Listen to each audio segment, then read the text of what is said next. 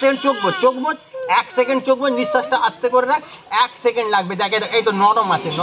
আরে বাবা দাঁড়া না, এই দেখ কই কিছু হচ্ছে তোর মনে হলো? এই চুপ কর, এই হয়ে গেছে। একদম বাচ্চাদের মতো না কাঁদবি না। আমার হাতে নেই, তোর নাকে চলে গেছে, ঠিক আছে? আমাকে ঘোরাতে দে, চলে গেছে।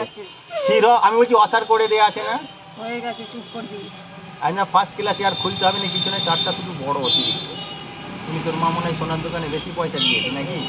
তারটা তো বড়। ওখানে নিয়ে কি হলো? কিছু হবে না বললাম তো, ওর অসার করে দেয়া আছে। আমাদের মুখটা বন্ধ কর। সেই বলে ফেললাম মাসি।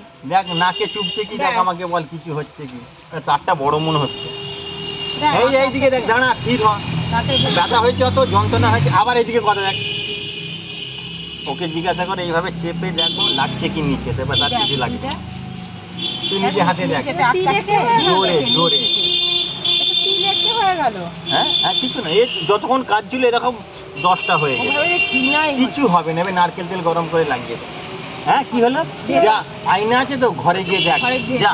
আর কত ব্যথা হয়েছে, কত যন্ত্রণা হয়েছে। মাসির হয়ে গেল। এই চলে ও বসবে।